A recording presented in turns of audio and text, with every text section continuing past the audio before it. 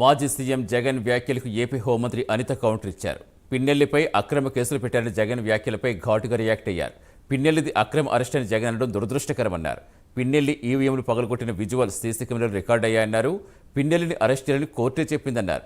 తప్పు చేసి జైల్లో ఉన్న వ్యక్తిని కలవడమే కాకుండా ఆయన మంచివాడంటూ జగన్ సర్టిఫికెట్ ఇవ్వడం దారుణమని విమర్శించారు. ఘర్షణ వాతావరణం సృష్టించేందుకే జగన్ నెల్లూరు వెళ్లారని అనిత మండిపడ్డారు.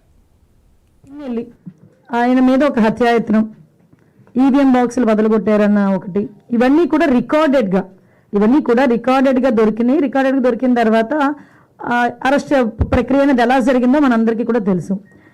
ఆయనని తీసుకెళ్ళి ఆయన పరామర్శించడానికి జగన్మోహన్ రెడ్డి అనే వ్యక్తి, ఒక మాజీ సీఎం, ఫస్ట్ తీసుకున్న ప్రోగ్రామ్ కూడా ఏంటంటే ఒక ఖైదీని వెళ్ళి కలవటానికైనా ప్రోగ్రామ్ తీసుకున్నారు. అది అతని ఇష్టం.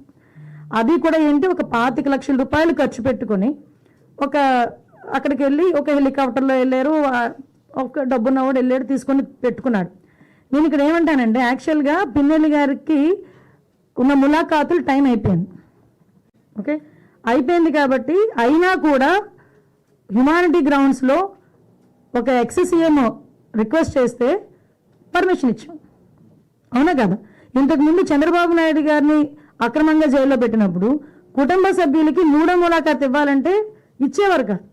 కానీ ఈరోజు మేము ఏం చేసాము, అతని రిక్వెస్ట్ అంటే అతనికి పర్మిషన్ లేదన్న సంగతి కూడా తెలుసుకున్న తర్వాత కూడా అతను రెడీ అయ్యారంటే అక్కడ గలాటా సృష్టించడానిక? యాజ్ పర్ రూల్కి పైకి వచ్చి హ్యుమానిటీ బేసిస్ మీద ఇచ్చాం.